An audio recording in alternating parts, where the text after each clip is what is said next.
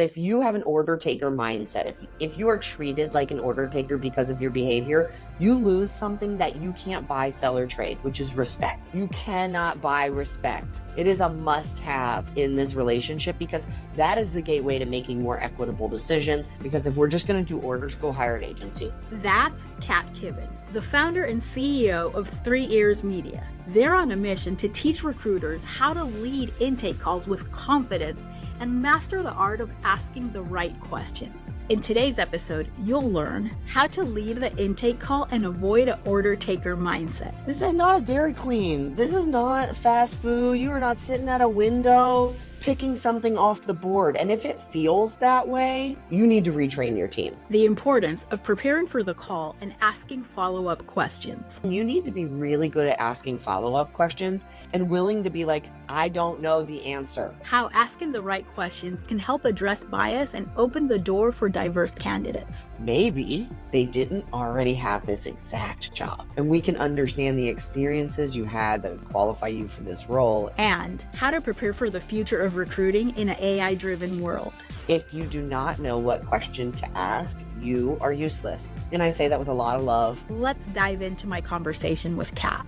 I don't know if you know the story of how I ended up connecting with you. It is relevant to what we're talking about today. So I'm going to shorten the story a lot, but I was working for someone and he told me I was a terrible writer because I used Oxford commas.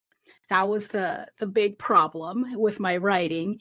And the junior person that I had just trained on my team was now responsible of supervising all of my writing before it went out. I had recently moved from software engineering and software project management to recruiting. And I've been a writer all my life. Like my mom has short stories that I've written since I was 6 years old. So that hit me to my core. It's like, what do you mean I'm not a good writer? So I started Googling and I thought, maybe it's just that I'm not a good writer for recruiting. Mm-hmm. And I ended up stumbling upon Kat Kibben. Joke. Yeah, you were offering, back then you were offering free job post writing courses. And I took that workshop. Yeah, I remember that. Yeah, what was so incredible for me was, yes, I did learn how to write, but the most important thing that I learned from that workshop was that for my writing to be good, I had to ask the right questions and I had to answer those questions in my writing. So that's why I'm so excited to chat with you today. Do you want to know something really crazy? Is I actually started 3 Ears Media because someone told me I wasn't a good writer. I'm not kidding. And it was because of a punctuation mark. How crazy is that? Right? That is interesting. Yeah, I was like, Oxford commas. I love my Oxford comma and I use it every time.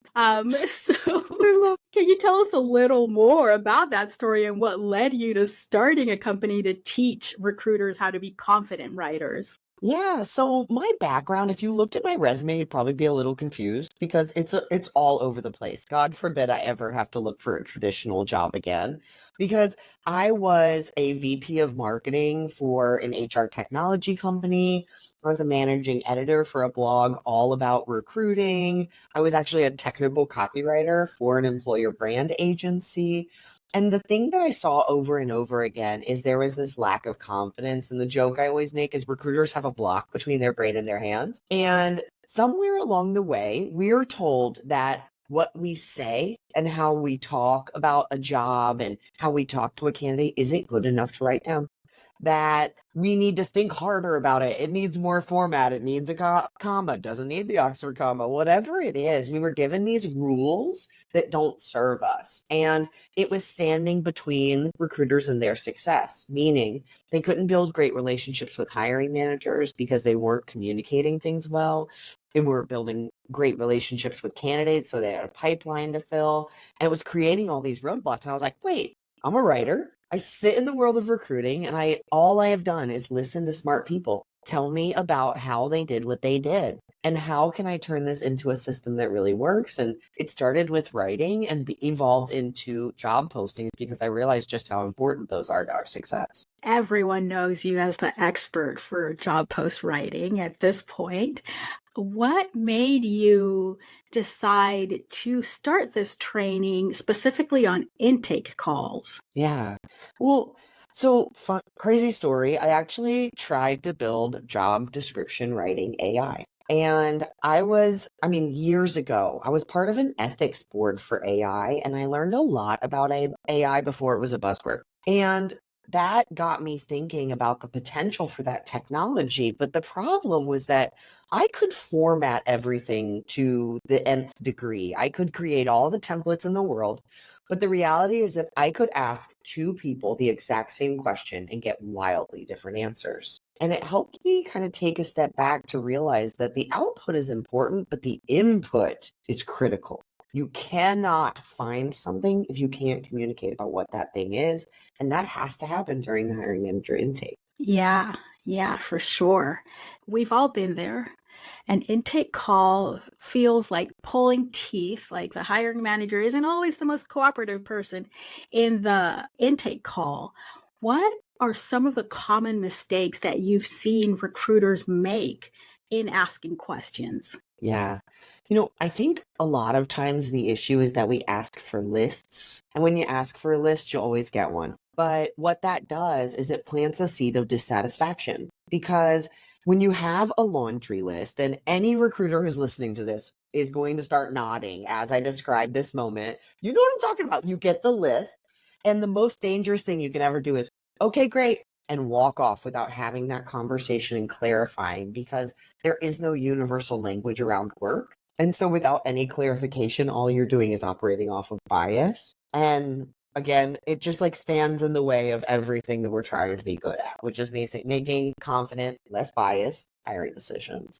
Yes, we've all been there. And I can remember my baby recruiter days. That's how you were taught, right? You go into an intake call and you ask for the wish list.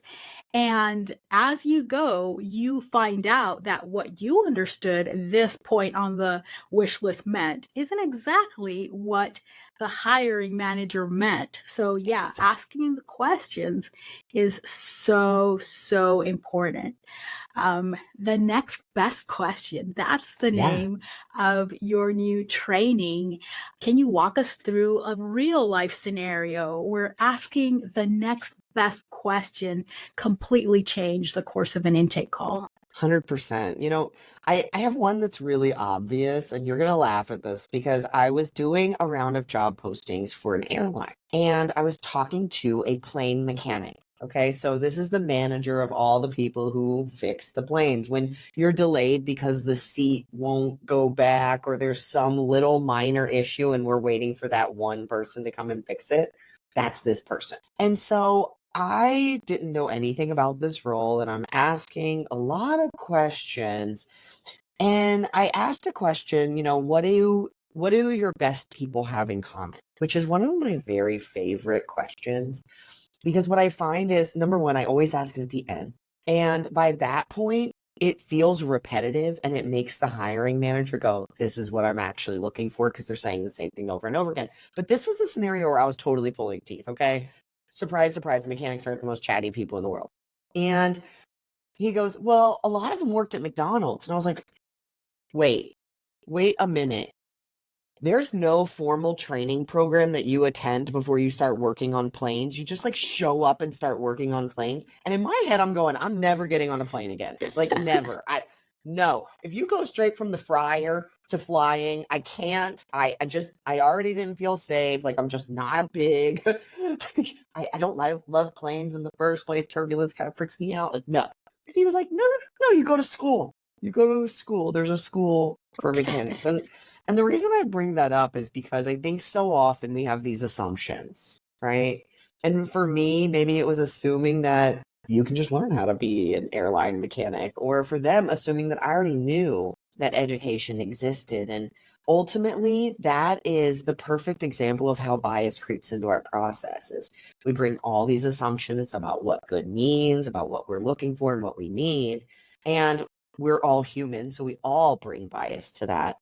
And that's kind of one of those haha moments.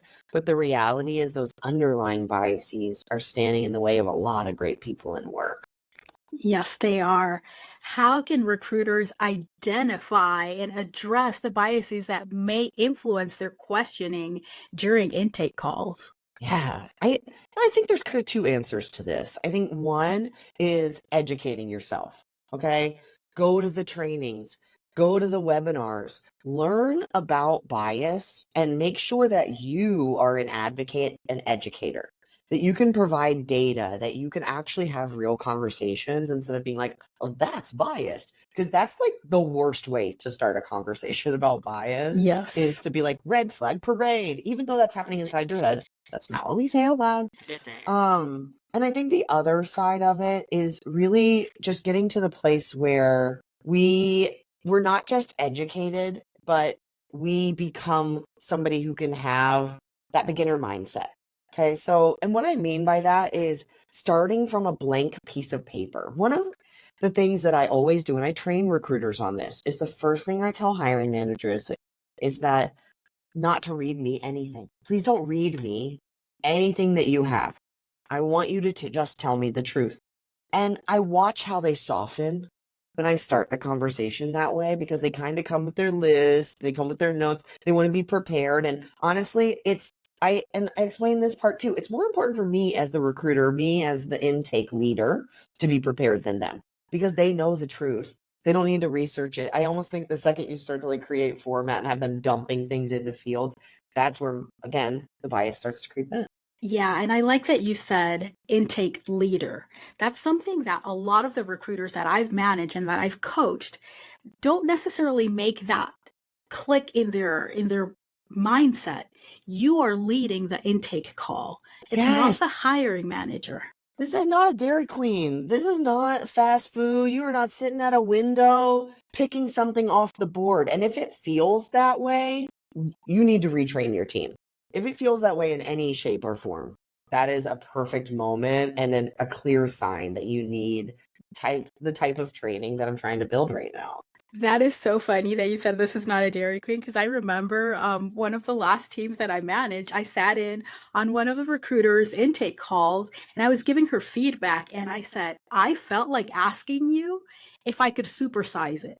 It felt like you were just taking orders. It's like, how much is it to supersize it? Yes. And the thing is, this is like a point blank, this is universal no matter your industry, the level you're recruiting for, or anything else, is that if you have an order taker mindset, if you are treated like an order taker because of your behavior, you lose something that you can't buy, sell, or trade, which is respect. You cannot buy respect. It is a must have in this relationship because that is the gateway to having the hard conversations. That is the gateway to making more equitable decisions. That's the gateway for you actually doing your job as intended, not going and picking up the order. Because if we're just going to do orders, go hire an agency. Exactly. I've said that so many times, and it's so true. So, in your 6 years of perfecting this skill of question asking, what's the most valuable lesson you've learned about asking effective questions? Honestly, it's being prepared. I've done this a really long time. I consider myself an expert in that question system. I've trained my own team, I've trained thousands of other people how to ask the question. And the reality is that as much as we want to templatize all of this, we need to have good core questions, good expectation setting, and then you need to be really good at asking follow-up questions and willing to be like, I don't know the answer. Ego is going to stand in your way of doing a good job here, right? Because that ego is like, well, I know what Java, I know how to use this data, whatever. I was an engineer, right? And the reality is like, no, the point is to understand this context and this role because ultimately, great recruiters have the bell, is what I like to call it. And it's when you have such a good conversation with the hiring manager that when you get on the phone with the right person, the bell goes. Yes. And it's a lot of people think like, oh, I already know. And I've gotten it the other way because I'm a former software engineer, former engineering manager. And during intake, I've had a hiring manager tell me, well, you were an engineering manager. You know what I'm looking for. And it's like, absolutely not. Treat me as if Exactly. I have no clue about anything and tell me what you're looking for because I know what I look for for that team, that company, that project. I have no clue until you tell me what you're looking for and what we need. So, yes, we will go through this intake call. We will answer these questions because it's different every time. Exactly. And that element of not there is no universal language of work. And that's why the AI can't do this part. That's why the form can't replace a meeting. I mean, even if you've filled a role hundreds of times, so I'm talking to your high volume, low retention recruiting teams who are just filling this same job 35 times, that is okay, every 3 weeks we're checking in on quality, we're recalibrating, we're understanding like similarities, because that's when you can systematize and actually create scale around those. Like, this is like, it blows my mind that anyone tries to hire anyone based off of like a Google form that someone filled out. Please don't do that. No, you just can't. But we've all been there at the intake calls, and you can be as prepared as you want to be. But sometimes you just know that you have to be asking more questions. Like, you prepared your set of questions. What strategies can recruiters use to think on their feet and do the on the spot? What's the next question I need to ask? Yes. One of the most important tactics we teach, and one that I find myself constantly re-coaching, even with my own set of writers, is this idea of asking questions that create contrast. So when I run into a bias, someone out of the blue at the end of the call, this is what ends up happening, right? So I like to ask questions in a few different ways so that people feel like they're repeating themselves. I want you to repeat yourself because now I know exactly what I mean. And at the very end, I ask a question that can be dangerous. Is there anything we missed? Is there anything we didn't talk about? And so what will happen is people go, oh, college degree. I want 15 years of experience. They start making shit up. Let's just call it like it is, right? And that is the moment when you need to be ready to ask those questions that create contrast. Okay, so what does someone with that degree know how to do that someone without the degree could not have learned how to do? What does someone with 15 years know that someone with 10 doesn't know how to do, right? And really starting to understand the experiences that person has. And they often, okay, I will say this, and I'm probably going to like eat my words in the next, 5 weeks if I say this, but I will tell you that nothing has ever come up when I asked that question that didn't come up in some way during that full 30-minute conversation. I still ask the question because I want those lingering thoughts, right? I do want to gather all of it. And if something pops up, like it might be something important, like that mechanic, right? Like some people just aren't catty. They don't think of the thing till the end. But most of the time, that's where your bias is going to show up. And you as a recruiter need to be ready to advocate on behalf of people who may or may not have that preferred thing. Yeah, that's such a great question to ask, because that's where you get all the laundry list of things that they're assuming that you know, and that aren't necessarily, in my experience, that critical to filling the role. That's where you get the must have 15 years of experience, because 14 isn't enough. Needs to have this specific college degree from this school because I know they're, it's like, that's Yeah. where you start having those conversations. And that's where me as a TA leader have stopped requisitions, like right there, pause. We're not posting this until you and I, and potentially your manager and my manager and everyone's manager, are on the same page about, Yes. we're not gonna waste time trying to find someone from this specific school because it's not relevant to their day to day. Exactly. And I love that you're like, I will elevate however we need to do this to make sure that we are all aligned. And I think that's a really, really important word, because the next best step is alignment. It's writing it all down. It's making it explicit. It's designing interview questions based off things that are real and true and absolute must have, cannot negotiate. Like, without the help of God, Google, and a really good mentor, you could not figure this shit out stuff. Right?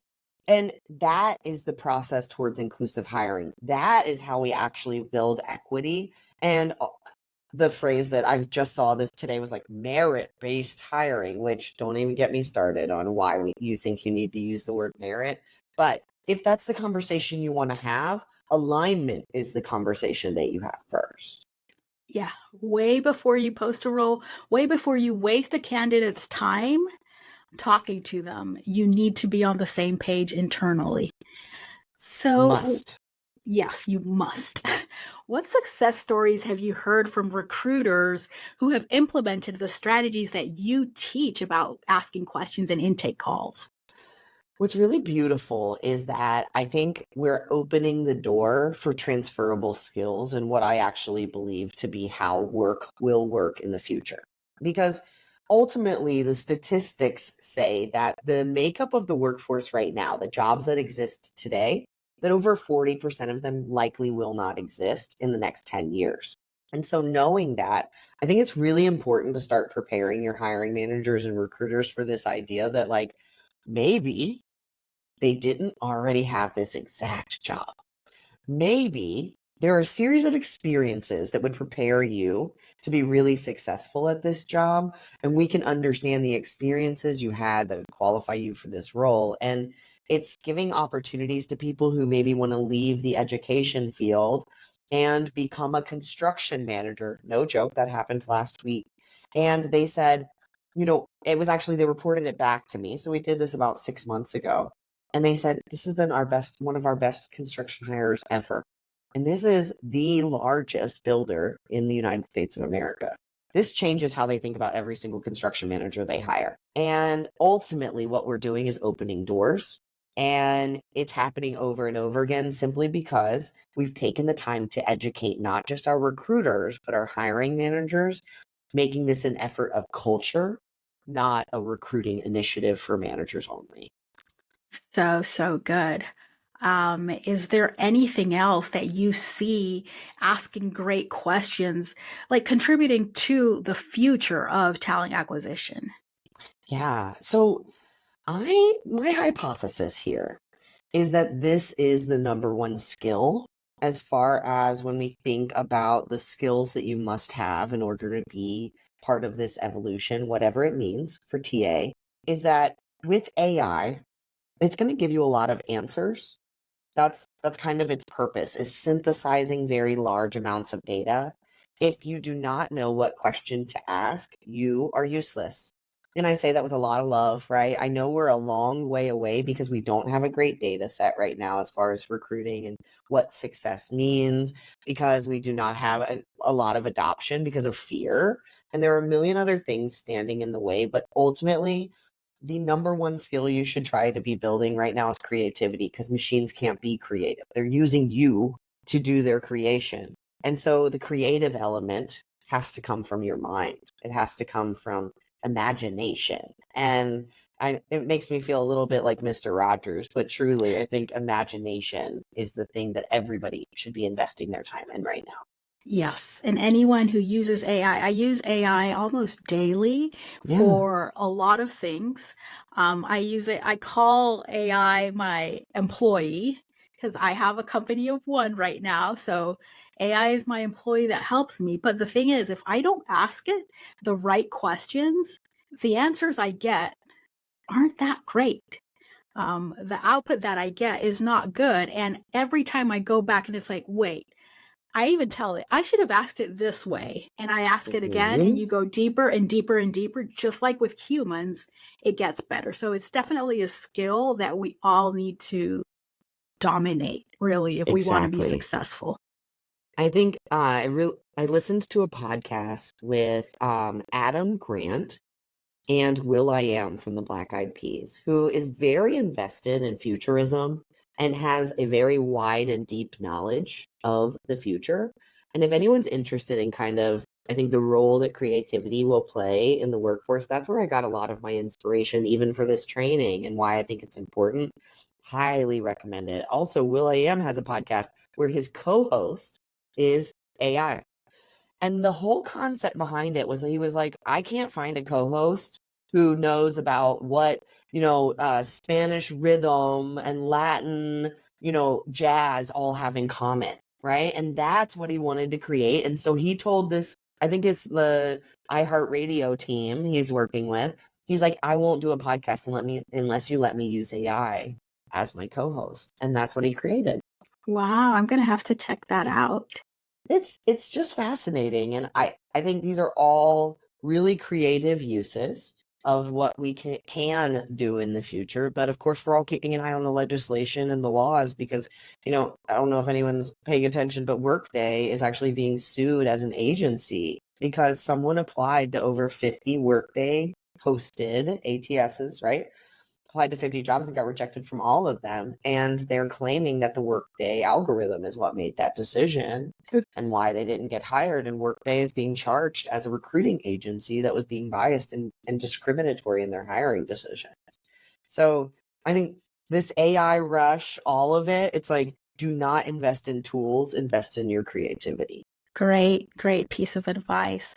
What additional advice do you have for recruiters looking to improve their question asking skills? I think honestly, just asking more questions, right? Going out and listening to podcasts and webinars and intel that have nothing to do with recruiting and a lot to do with our empathy and how people connect. There's just a super wealth of libraries of knowledge right now. That's the coolest part of the internet to me, is that you can go out and learn pretty much anything about anything if you want to. And I think there's a lot of value in investing in those soft skills at this time and going outside of recruiting to just learn how to be really good at being a human. Great advice. What can you tell us about your training? I want to hear all about it. Yeah, I think what makes it different is that it is both functional for recruiters, right? We're breaking down all the details, teaching them how to prepare for the call, how to lead the call, like we were talking about, right? How to summarize and to synthesize a lot of information into something that makes sense and can kind of be the fodder. So it's almost like a data preparation training if you really want to get in the weeds of my nerdy thoughts. And being able to identify the skills and experiences that you absolutely have to have for success. What makes it different is that I've gone beyond this tactical place to really think about org transformation around this and providing workshops and lunch and learns for the rest of the company in how they prepare and be a part of this process. Teaching about how we design interview panels, who to pick, what questions to ask, how to assign those questions to the right people who can actually evaluate those answers. The importance of asking the same question every single time, right? I think a lot of training, it sits on one side or the other. We work with the hiring managers or we work with the recruiters. And I think having both sides, what I've learned from the job posting side, right, is I can create all the transformation I want with recruiters.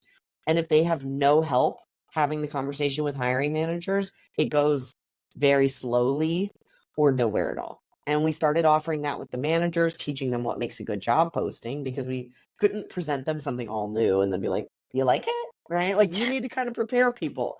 Same thing goes with hiring manager intake. And frankly, any change we are making to overhaul the process, put your word in there. It can be anything. We need to over educate people on what that means. How can people get in contact with you if they want to learn more about this training? They can go to 3, like the number, all spelled out, ears, like the one on your head, media, MEDIA, we all know that one, 3earsmedia.com. And I actually have a Calendly link right there. And you can book a meeting with me one-on-one, and I'm happy to kind of break it down for your team and listen to what's going on right now. Amazing. Anything else that I forgot to ask you? No, I was gonna say I think a lot of people enjoy my blog too, so I would encourage you to go over. It's just my name, KatrinaKibben.com, and we produce content twice a week. One of it, the first post of the week, is all about a tactic or process that I think can make us better, and the second one is all about life because we don't get to separate who we are from what we do, and you work with people all day. Katrina's blog is one of the best out there. I've been subscribed. I think it's a blog that I've been subscribed to the longest, and I've never unsubscribed. And I'm one that's like, and I unsubscribe after a while. Thank you. That means a lot. Katrina always actionable advice, always great insights, great tips. So yeah. The biggest thing I try to do is give away the free stuff that makes us better every day and makes us better to each other. And I think you'll catch that theme pretty quickly. Amazing. All right. Well, thank you so much for chatting with me today. Thank you for having me. There's no place I'd rather be, that's for sure. In this episode, Kat shared valuable insights on the power of asking the right questions during intake calls, creating alignment between recruiters and hiring managers, and preparing for the future of recruiting in an AI-driven world. If you're looking to make more accurate hiring decisions, Kat's upcoming Inclusive Hiring Training Series is designed to teach recruiters and hiring managers how to collaborate effectively, remove bias in decision-making, and define the skills needed for each role. This investment in the quality of every hire you make is also a way to prepare for upcoming salary transparency laws and a step towards skills-based hiring. To learn more about Kat's Inclusive Hiring Training Series, visit 3earsmedia.com. And for more actionable advice and insights from Kat, be sure to check out their blog at katrinakibben.com. The links to both are in the show notes. Thanks for listening, and I'll chat with you next week.